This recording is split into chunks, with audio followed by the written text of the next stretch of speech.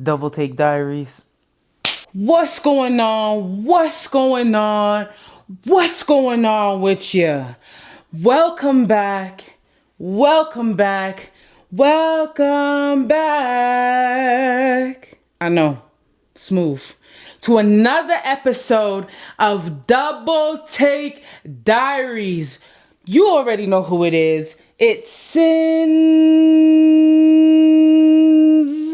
Yeah. And I'm so blessed, so honored, and so elated to be back here with y'all on the couch.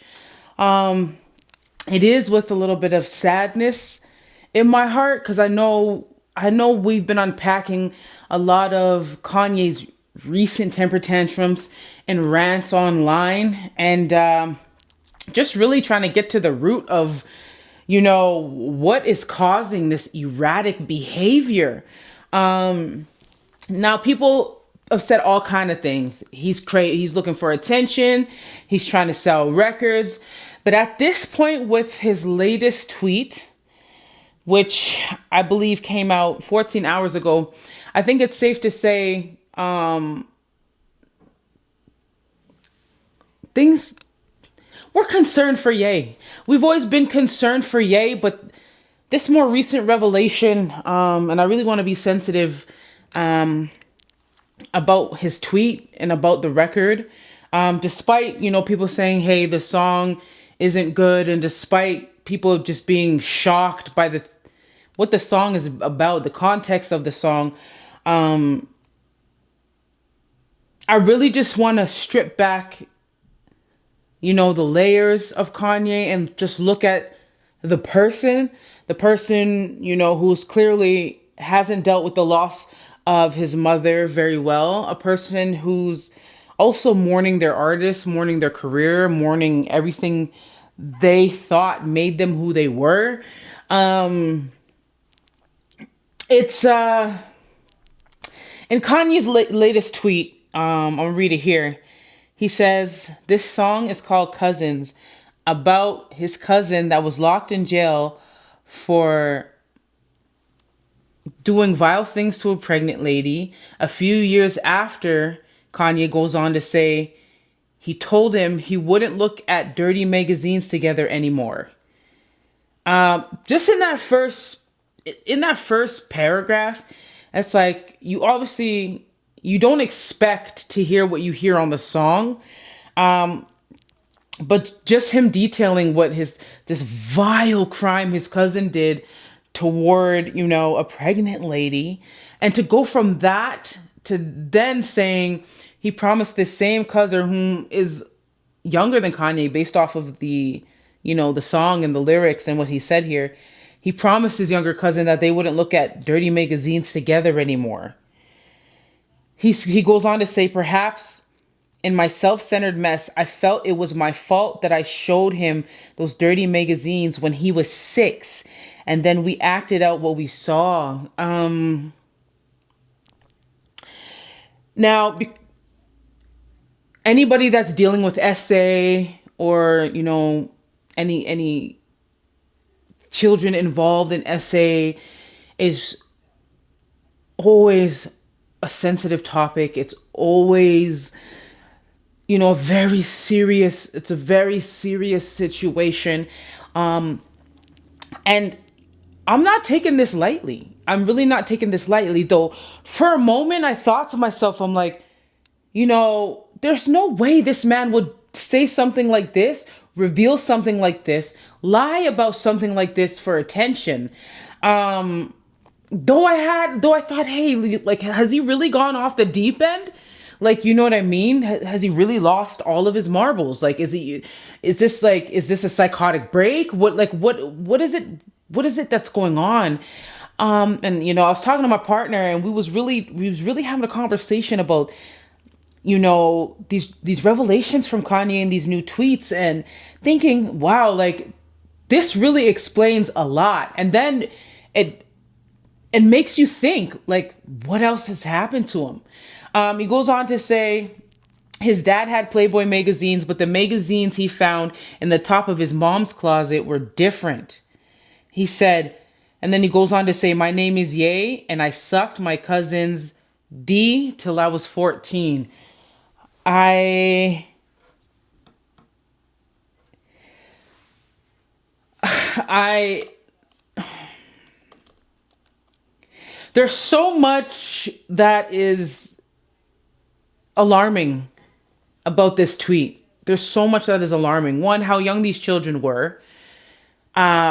Two, the sort of magazines his mother had up in her closet. That's a whole nother can of worms we want to open. Like, what was the dynamic of his mother and father's relationship? We know they worked in the education system, perceived to be, obviously people, you never know a person's true face and a person's true character. We all have skeletons.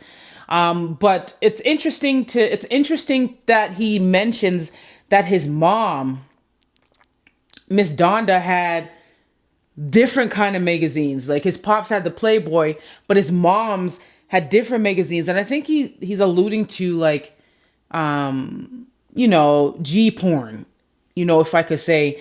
And it's like, okay, like psychologically as a son who's, growing up with a mother and a father, seeing those sorts of magazines in his mother's closet, clearly it impacted him in a way that was like in a serious way. And then, what was the dynamic between his parents, right? Because I don't know, we've had this idea of the fact that Kanye was raised by a strong black woman and a strong black man. And to what we knew, his mom was always riding with him, always supporting him. Um, allowed him to be creative, allowed him to flourish. We've throughout his career, yeah, we've heard through the wire and we've heard certain things on that first tape of his, but we never really, I mean, obviously what he went through, traumatically having his jaw rewired, that was traumatic. And, and just his ascend after that. And you really didn't hear much about Kanye's trauma. The trauma would come later on when he became this mega star and the impacts of fame on his psyche, on his mental and spiritual health. And as we see it now, just on his entire life.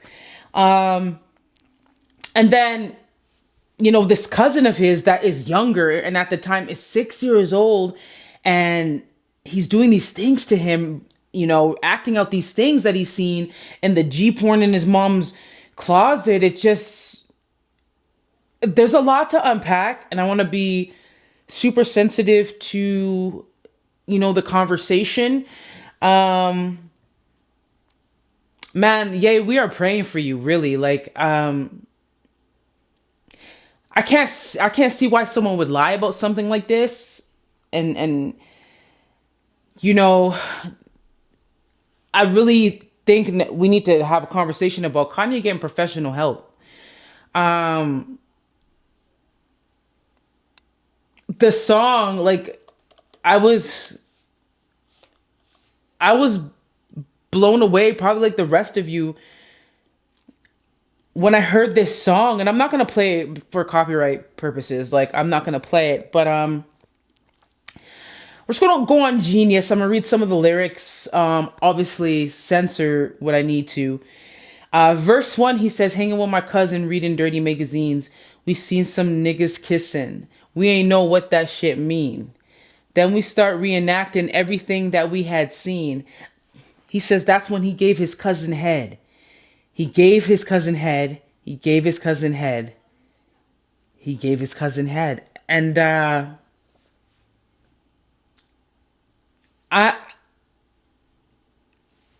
I'm just I'm like,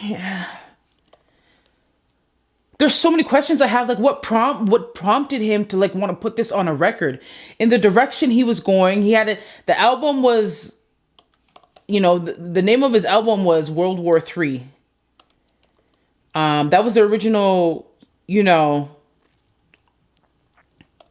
title for his album, right? And he changed the title of the album to Cuck. Um, I'm not even sure what prompted I don't know what prompted that. Like, I don't know. I wonder what that means. Oh, it means a weak or servile man. A weak or servile man.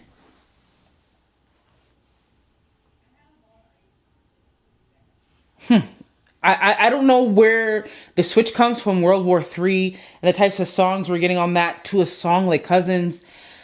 Um, damn, man. As someone who was once a fan of Kanye West, we always knew he had his challenges with mental health. Like, remember these moments throughout, his career, like slavery was a choice and these, white lives matter and these things that he would go on to do and say, that were extremely polarizing. And people were kind of like, hey, it's just his norm. Like, this is what he does for attention. But now it's kind of starting to feel like, no, is this person screaming? Is this a cry for help? Like actual real like help? Is this a cry for his mom? Is this a cry like Kanye's dad? Like I believe is I know his mom passed, but Ray West, his pops is still alive. His pops was a former Black Panther member and was the first black photojournalist at the Atlanta Journal Constitution. It makes me think like, like his pops is 76 years old now, but it's like he's had his pops. You know what I mean? In his life, you know what I mean? And his pops has been a strong male figure for Kanye. But it's like I wonder what Kanye's West what is his dad? What does Mr. Ray West have to say about this? Like he was a medical illustrator. He's a Christian marriage counselor. Like obviously we know people in the church sometimes be fake as shit and faker than what I mean most people. But it's like his father seemed like this well-rounded, well-balanced black man. So it makes me think like did he did he leave Kanye at a certain point in his life? Um, he did I okay, so I guess he didn't primarily grow up with his father. I guess his parents were divorced when he was 3. Okay. Okay, so he was mainly raised by his mom, Miss Donda West. Um, but his father was still in his life. Kanye spent summers with him. But the majority of his upbringing was with his mom in Chicago. Um, I really, obviously, God bless the dead. Rest in paradise to Miss Donda West. I feel like when she transitioned, that's when we seen Kanye really go on this downward spiral. To me, is what I seen. Like, cutting off the people that were closest to him, that truly cared about his mental health, that truly wanted to be there for him. I think fame is one hell of a drug. I do. I think it's one hell of a drug, and it's the most destructive drug. I feel like fame has claimed just as many lives as any other narcotic on the streets has. Um, I'm not even going to talk about whether or not Cousins is a good track or not, because to me it's just a cry for help. It's clearly Kanye has demons. Clearly these demons are vicious and they are devouring him. So this is really truly a sad thing to hear. What his cousin did to that pregnant woman, oh my gosh, it's vile. But then I think if these things were happening to his cousin as a small child, how did that impact his cousin psychologically?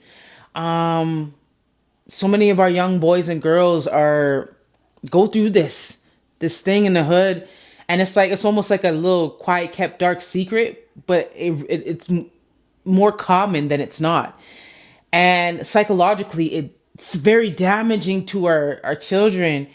And me, as someone who's experienced that, like I can tell you firsthand, like just how much it impacted me psychologically and mentally. And but I was fortunate enough to keep that line open with God and to build and to have things that were fulfilling, and to find true purpose independent of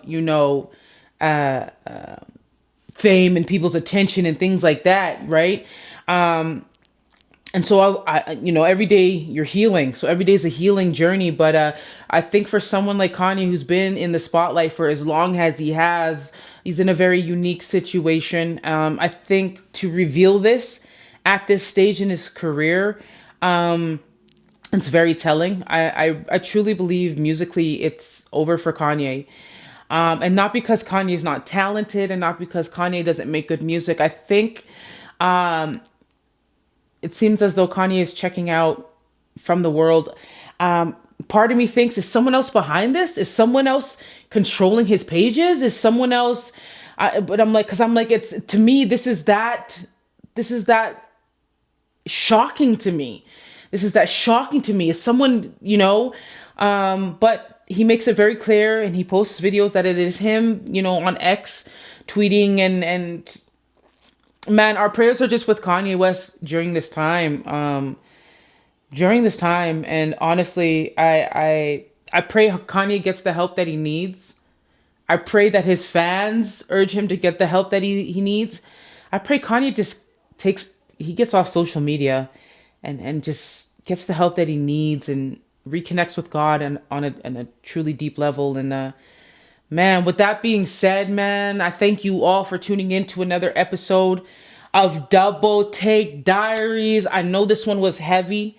But man, we definitely had to talk about this. We had to talk about this. We had to address this because this is some serious shit. And with that being said, I thank you all for tuning in to another one here with me on the couch. We will be dropping, well, I will be, it's just me here. I will be dropping new videos every Wednesday and Friday. I was trying to get my days right. When would be the best days to come here and kick it with y'all on the couch. Wednesdays and Fridays, you can expect new drops from me every week. I thank each and every one of you for tuning in. Make sure you you comment, subscribe, share the video because the algorithm says so. And with that being said, you already know who it is. It's Sinz. Yeah. Thank you so much for tuning in to another episode of Double Take Diaries. And we